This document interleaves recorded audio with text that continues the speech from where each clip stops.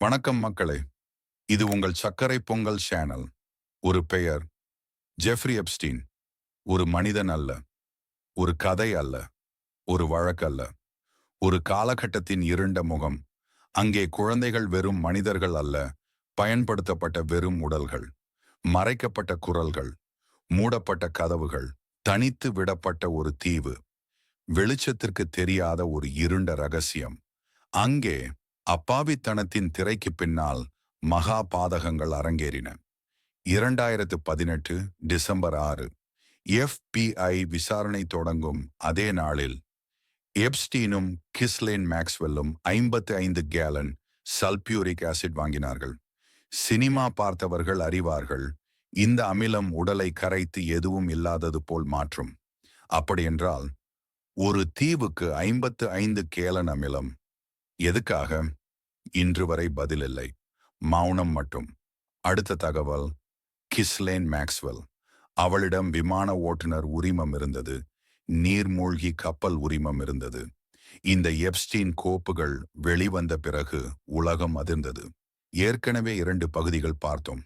இந்த 3ஆம் பகுதி, எப்ஸ்டீன் யார்? இந்த அரக்கன் சமூகத்துக்குள் எப்படி நுழைந்தான்? இந்த சமூகம் எப்படி அவனை வரவேற்றது? கிஸ்லேன் மேக்ஸ்வெல் யார்? இந்த கேள்விகளை மனதில் வைத்துக்கொண்டு தொடங்கப் போனேன். ஆனால் ஆழமாக தேடத் தொடங்கிய போது மாற்றி வைக்க முடியாத ஒரு உண்மை மெதுவாக வெளிச்சம் பார்த்தது. பல ஆண்டுகளாக இந்த விஷயங்கள் நம்மை சுற்றியே இருந்தும் நாம் கவனிக்கவே இல்லை. நீங்களும் இதை அறிந்தால் அதே உணர்வு பிறக்கும். இது பகுதி 3. நாம் எல்லோரும் மக்காவை பற்றி அறிந்திருக்கிறோம். மக்காவில் காபா உள்ளது. அதை மூடும் புனித துணி கிஸ்வா என்பார்கள். உலகம் முழுவதும் மிக புனிதமானதாக கருதப்படும் அந்த துணியின் ஒரு பகுதி ஜெஃப்ரி எப்ஸ்டீனிடம் இருந்தது. அதை அவன் கால் துடைக்கும் பாயாக உபயோகித்தான்.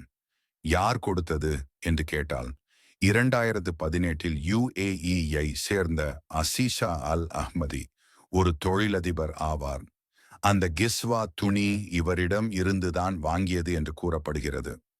ஒரு மின்னஞ்சலில் அஹ்மதி அந்த துணியின் மத ரீதியான முக்கியத்துவத்தை வலியுறுத்தி எப்ஸ்டீனிடம் நேரடியாக குறிப்பிட்டதாவது, இந்த கருப்பு துணியை குறைந்தது பல கோடி முஸ்லிம்கள் தொற்றுள்ளனர்.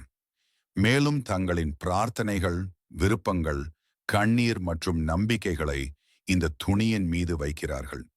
அதன் பிறகு தங்களின் அனைத்து பிரார்த்தனைகளும் ஏற்றுக்கொள்ளப்படும் என்று அவர்கள் நம்புகிறார்கள் என்று அவர் மின்னஞ்சலில் கூறினார். அந்த புனித துணி அவனுக்கு புனிதமில்லை, அது ஒரு அவமதிப்பு. இதை கேட்டபின் ஒரு விஷயம் தெளிவாகிறது. எப்ஸ்டீனும் மேக்ஸ்வெல்லும் தனி மனிதர்கள் இல்லை.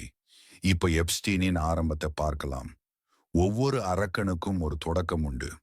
அரக்கர்கள் பொதுவாக கத்தியை பிடித்து வரமாட்டாங்கள். அவர்கள் கோட் சட்டை போட்டு வருவார்கள். விருந்துகளில் சிரிப்பார்கள், பார்டிகளில் கை குலுக்குவார்கள். எப்ஸ்டீனும் அதே மாதிரி.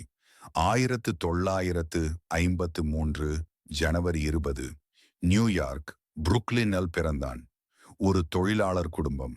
அப்பா நியூயார்க் நகர பூங்கா துறையில் பணியாற்றிய சாதாரண மனிதர். வெள்ளிக்கரண்டி வாழ்க்கை இல்லை, செல்வ செழிப்பு இல்லை. ஒரு சாதாரண தொடக்கம், படிப்பு வாழ்க்கை. லஃபேயட் ஹை ஸ்கூல், பின்னர் கூப்பர் யூனியன் கல்லூரி, பின்னர் நியூயார்க் பல்கலைக்கழகத்தின் கோரண்ட் கணித அறிவியல் மையம். ஆனால் ஒரு பட்டமும் முடிக்கவில்லை. ஏன் நிறுத்தினார்? யாருக்கும் தெரியாது. ஆனால் அதன் பிறகு அவன் வாழ்க்கையில் நடந்த ஒவ்வொரு விஷயமும் மூடுபனி. பட்டம் இல்லாத ஒருவர் மான்ஹாட்டனில் உள்ள மிக உயர்தர பள்ளி டால்டன் ஸ்கூலில் இயற்பியல் கணிதம் ஆசிரியராக சேர்ந்தார். இது சாதாரண வேலை அல்ல. இந்த பள்ளியில் அமெரிக்காவின் உயர் குடும்பங்களின் குழந்தைகள் படிப்பார்கள். ஆனால் உண்மையான திருப்பம், இந்த வேலைக்கு அவரை பரிந்துரைத்தவர் டொனால்ட் பார். டொனால்ட் பார் 1980களில் டால்டன் பள்ளியின் தலைமை ஆசிரியர். அவரது மகன்தான் வில்லியம் பார். ஜெஃப்ரி எப்ஸ்டீன் 2வது முறையாக கைது செய்யப்பட்ட போது அமெரிக்க சட்டத்துறை அமைச்சராக இருந்தவர் இதே வில்லியம் பார். இது ஒரு காயின்சிடென்ஸா? இல்லை. ஒரு தொடர்ச்சியா? டால்டன் பள்ளியில் குறைந்த காலமே இருந்தாலும் எப்ஸ்டீன் மான்ஹாட்டன் உயர் சமூக குடும்பங்களின் குழந்தைகளுக்கு தனிப்பட்ட வகுப்புகள் எடுத்தார். அங்கேதான் அவன் அமெரிக்காவின் எலைட் சர்க்கிள்ஸ்குள்ள முதல் அடியை வைத்தான். அடுத்த அதிர்ச்சி, பட்டமில்லாத ஒரு பள்ளி ஆசிரியர் நேரடியாக ஒரு முதலீட்டு வங்கியில் சேர்ந்தார். வங்கியின் பெயர் பேர் ஸ்டர்ன்ஸ். சில நாட்களில் பங்குதாரர், 4 ஆண்டுகளில் முக்கிய கூட்டாளர். இது சாதாரண கெரியர் growth இல்லை. பின்னர் அவன் வெளியேற்றப்பட்டான். உண்மை என்னவென்று யாருக்கும் தெரியாது. ஆனால் ஒன்று மட்டும் தெரியும். அவன் அங்கிருந்து புறப்பட்ட போது வெறும் ஆசிரியர் இல்லை. அவன் பணம், பவர், பின்னணி எல்லாம் அறிந்த மனிதன். பேர் ஸ்டான்ஸ் விட்டு வெளியேறிய எப்ஸ்டீன் தனக்கென ஒரு நிறுவனம் தொடங்கினான். பெயர் ஜே எப்ஸ்டீன் அண்ட் கோ. பின்னர் அதே நிறுவனத்தின் பெயரை மாற்றி ஃபினான்ஷியல் ட்ரஸ்ட் கம்பெனி என்றார். நான் பில்லியனேர்ஸின் அதிக பணத்தை நிர்வகிக்கிறேன் என்று கூறினார். ஆனால் இன்று வரை ஜே எப்ஸ்டீன் மற்றும் கோ அல்லது ஃபைனான்ஷியல் ட்ரஸ்ட் கம்பெனிக்கு யார் வாடிக்கையாளர்கள் என்று யாருக்கும் தெரியவில்லை. இது 21ஆம் நூற்றாண்டின் மிகப்பெரிய ரகசியங்களில் ஒன்று. இப்போ காலத்தை மாற்றுவோம். 1980கள், 1990கள். இந்த காலம் எப்ஸ்டீனின் வாழ்க்கையில் மிக முக்கியமானது. அவன் மான்ஹாட்டன் அப்லர் ஈஸ்ட் சைடில் 9 மாடி மாளிகை வாங்கினான். பாம் பீச்சில் சொத்துகள் வாங்கினான். வெர்ஜினா தீவுஸில் லிட்டில் செயின்ட் ஜேம்ஸ் தீவை வாங்கினான். அந்த தீவில் பல நிலங்கள், பல கட்டிடங்கள், பல ரகசியங்கள். ஆனால் இந்த 9 மாடி மாளிகை எப்ஸ்டீனின் பணத்தில் வாங்கப்படவில்லை. யாரோ ஒருவர் அவனுக்காக வாங்கி கொடுத்தார். அவர் Les Wexner, Victoria's Secret, Bath and Body Works போன்ற பெரும் பிராண்டுகளை கொண்ட எல் பிராண்ட்ஸ் நிறுவனத்தின் நிறுவனர். அவர் தன் சொந்த பணத்தில் இந்த 9 மாடி மாளிகையை எப்ஸ்டீனுக்கு இலவசமாக வாங்கி கொடுத்தார். இது சாதாரண உதவியா? அல்ல. இது ஒரு ஆழமான மர்மமா? அது மட்டுமல்ல, எப்ஸ்டீன் ஹார்வர்ட் பல்கலைக்கழகத்தில் ஆராய்ச்சி திட்டங்களுக்கு நிதி வழங்கினார். நோபல் பரிசு பெற்ற விஞ்ஞானிகளுடன் தொடர்பு வைத்தார். பல அறிவியல் ஆய்வுகளுக்கு ஆதரவு வழங்கினார். ஆனால் அவன் சுற்றியிருந்த மக்கள் அனைவரும் அவனை சுற்றியே சுழன்றனர். அதனால் ஒரு விஷயம் தெளிவானது. எப்ஸ்டீன் தனியாக இதை செய்யவில்லை. அவனுக்கு உயர் வட்டாரங்களில் இவ்வளவு அணுகல் எப்படி வந்தது? பதில், கிஸ்லேன் மேக்ஸ்வெல். கிஸ்லேன் மேக்ஸ்வெல் அமெரிக்க பிரதிநிதிகள் சபையின் மேற்பார்வை குழு முன் காணொலி வாயிலாக தோன்றி சாட்சியம் அளிப்பார் என எதிர்பார்க்கப்படுகிறது. கிஸ்லேன் மேக்ஸ்வெல் யார்? எப்ஸ்டீன் வறுமை பின்னணியில் பிறந்தவன். மேக்ஸ்வெல் செல்வத்தில் பிறந்தவள். அவளின் தந்தை ராபர்ட் மேக்ஸ்வெல் யூத பின்னணி. ஹோலோகாஸ்ட் பின் தப்பித்து பெர்கமன் பிரஸ் என்ற அறிவியல் வெளியீட்டு நிறுவனத்தை தொடங்கினார். ஆனால் அவர் சாதாரண பதிப்பாளர் இல்லை. அவர் டெய்லி மிரர் உரிமையாளர், யூகேயில் மிரர் குரூப் நியூஸ் பேப்பர்ஸ் உரிமையாளர், அமெரிக்காவில் நியூயார்க் டெய்லி நியூஸ் உரிமையாளர், மேக்மில்லன் பப்ளிஷர்ஸ் நிறுவனத்தை வாங்கியவர்.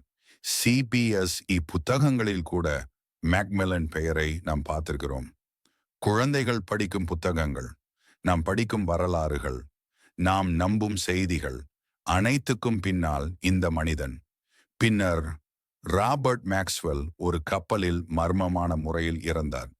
சிலர் சொன்னார்கள் விபத்து, சிலர் சொன்னார்கள் தற்கொலை, சிலர் சொன்னார்கள் CIA, MI6, மொசாட், KGB இவர்கள் தொடர்பு என்று சிலர் சொல்கிறார்கள்.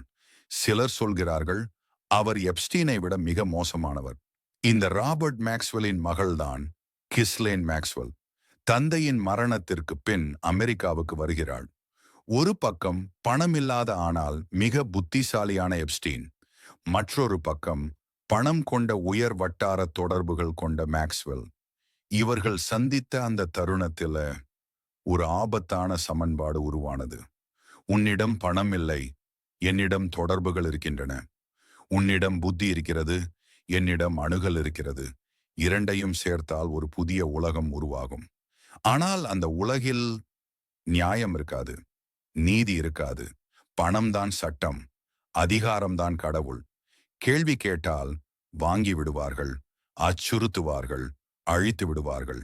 இவர்கள் சினிமா வில்லன்கள் இல்லை, உண்மையான உலகின் உயிருள்ள அரக்கர்கள். இதுதான் எப்ஸ்டீன் கோப்புகளின் ஆரம்பம். ஜெஃப்ரி எப்ஸ்டீன், கிஸ்லேன் மேக்ஸ்வெல் ரெக்ரூட்மெண்ட் தொடங்கியது. இந்த தொடரில் சல்பியூரிக் அமிலம், மின்னஞ்சல்கள், விமான பயண பதிவுகள், தீவு ரகசியங்கள் எல்லாமே வரும் அடுத்த பகுதிகளில்.